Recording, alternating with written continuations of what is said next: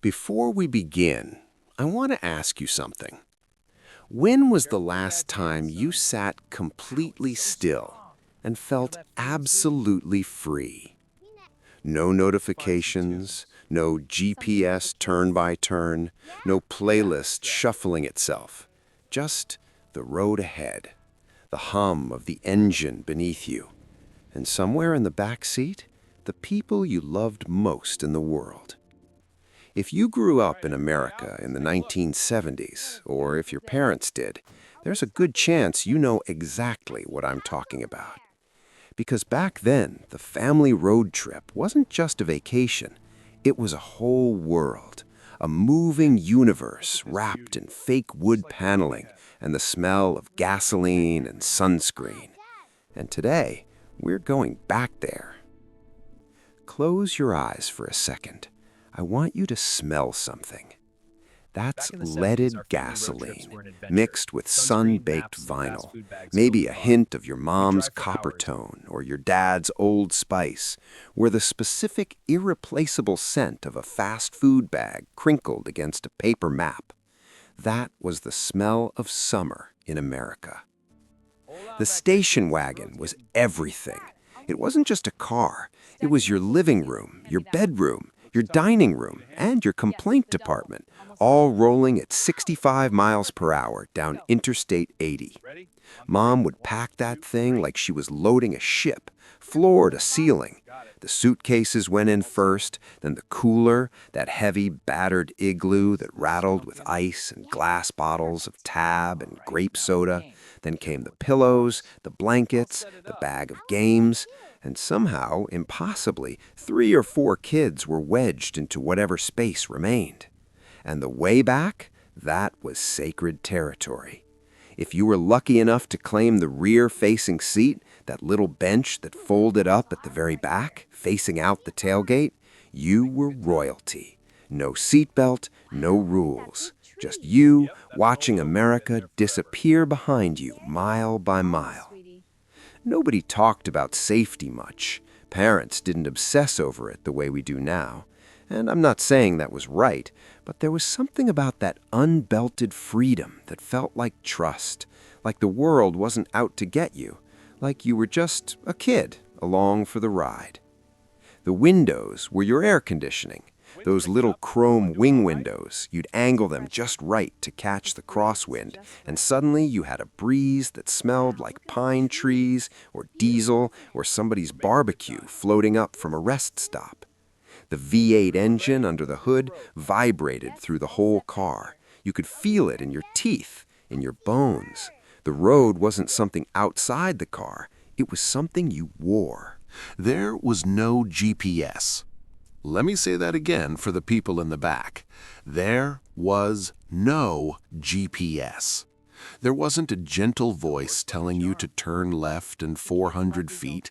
There was no blue dot. There was no rerouting. There was Dad and a folded paper map the size of a small aircraft and whatever directions he wrote down on a notepad before you left the house. AAA would send you a TripTik, this spiral-bound booklet of highlighted routes updated by actual humans, stamped and mailed to your door. You'd flip through it page by page as you drove. When you finished a page, you tore it off and tossed it on the floor. It was magnificent. Getting lost wasn't a catastrophe. It was part of the adventure. Dad would pull over at a gas station, and a man in a uniform would actually come out to the car, wash your windshield, and point you toward the highway. About 40 miles, you'll see a water tower. Take the left just past the grain elevator. That was navigation, human navigation, community navigation. And sometimes you'd find a town that wasn't on anyone's list, a diner with hand-lettered menus and pie under glass, a roadside attraction that some family had built in their backyard just because they felt like it, a 2-lane bridge with a weight limit sign and a river underneath that looked absolutely perfect for swimming. These weren't accidents, these were discoveries, and they only happened because nobody was optimizing the route. The America that rolled past your window in the 1970s no longer exists. Not exactly. Burma-Shave signs lined the shoulders of two-lane roads, little red signs spaced out every few hundred feet with a rhyme that built joke by joke as you drove past. The whole family would read them aloud together. They were advertisements, technically, but they felt like gifts. Howard Johnson's was the promised land. That orange roof visible from the highway meant real food, not gas station food. It meant fried clams and strawberry ice cream. It meant a break from the car and a chance to run in circles in a parking lot while Dad studied the check. The roadside motel was its own kind of magic. 2 double beds, a scratchy floral bedspread, a TV bolted to the dresser with 3 channels and a dial you turned by hand, and outside, a pool. Always a pool. Even if it was small and a little green and closed after 9 p.m., it was a pool, and that made everything worth it. The drive-in theater. If your family stopped at a drive-in, and some families would plan their routes specifically to hit one, it was like a festival. You'd back the wagon in, hook a metal speaker over the window, spread a blanket in the way back, and watch a movie under actual stars. This was entertainment. This was luxury, and it cost about $5 for the whole family. Now, I want to ask you something. When you see those images in your mind right now, what do you feel? Is it warmth? Loss? A kind of ache that doesn't have a word in English? The Germans call it Sehnsucht, a deep longing for something you can't quite reach. The Japanese call it mono no aware, the bittersweet awareness that beautiful things fade. Americans just called it summer, and they drove toward it at 65 miles an hour. How did we survive the boredom? That's a serious question, because there was real boredom. Long, stretching, elastic boredom that felt like it would never end. No tablets, no streaming, no earbuds, just hours and your siblings and the passing world. So we invented games. License plate bingo, you'd shout out states as you spotted them, circling squares on a card with a stubby pencil. The alphabet game, racing through road signs A to Z, fighting over who got the Q in Quality Inn. 20 questions, I Spy, the quiet, mean version of I Spy, where your brother just stared straight ahead and claimed he was thinking of the road and refused to prove otherwise. Slugbug, God help us, Slugbug. A Volkswagen Beetle appeared on the horizon, and you had maybe 1 second before your sibling's fist connected with your shoulder, and they screamed Slugbug with the kind of joy that only violence can produce. And then there were the quiet hours, after lunch, after the gas station, when the sun hit the windows at that low angle and the car filled with amber light and everybody just got still.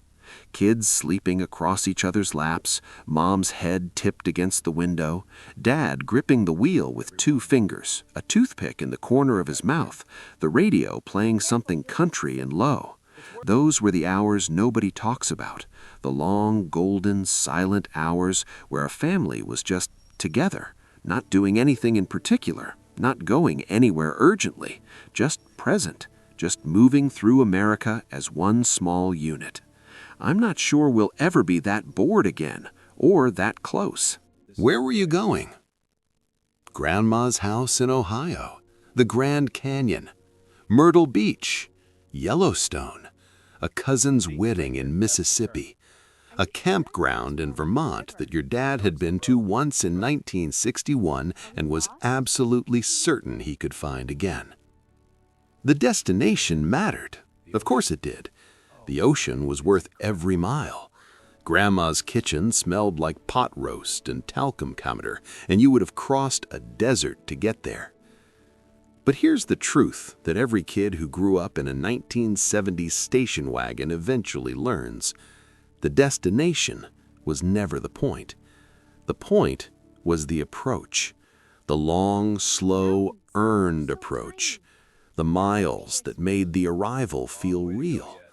The way you'd spot the first palm tree or the first mountain or the first glimpse of ocean from the back window, and everyone in the car would just erupt. This collective joy that only works after shared suffering. You don't get that when you fly. You can't buy it. you have to drive to it. And somewhere in those miles, somewhere between the state border sign and the roadside diner and the wrong turn through the small town, your family was building something. A shared story, a vocabulary of memories that you'd spend the rest of your lives referencing. Remember when we got a flat outside of Amarillo and Dad tried to fix it in his good shirt? Remember that motel in Kentucky where the pool was shaped like a guitar? Remember how Mom laughed until she cried at that roadside sign in Tennessee? Those stories, that's what the road gave you. I want to be honest with you. We didn't lose those road trips because we got lazy or because we forgot.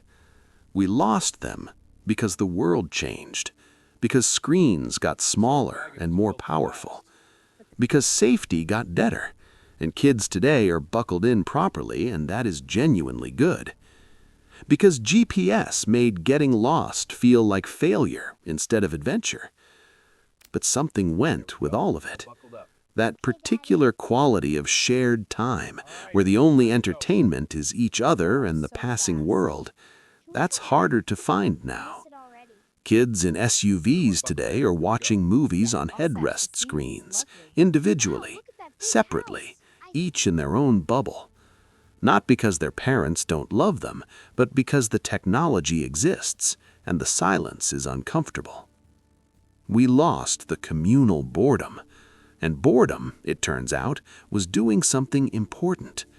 It was teaching us to be patient, to observe, to entertain ourselves with the real world, to be still, inside motion, to belong fully, inescapably to a moment that nobody could edit or skip or replay. The 1970s road trip didn't happen in spite of its limitations. It happened because of them. So here's what I want to leave you with. Somewhere in America right now, there's a highway that looks almost exactly the way it did in 1975. 2 lanes, flat horizon, a water tower in the distance with a town name you've never heard of. And if you were to drive it, really drive it, windows down, phone in the glove box, no particular hurry, you might feel something shift inside you, something quiet and old and true. You might remember who you were before the world got so loud. You might remember what it felt like to have nowhere to be except here, in motion, together. So I'll ask you now the same question I asked at the beginning. When was the last time you sat completely still and felt absolutely free? Maybe it's time to find out. Get in the car, put down the phone, unfold something, even if it's just your imagination. The road is still out there. It's been waiting for you this whole time.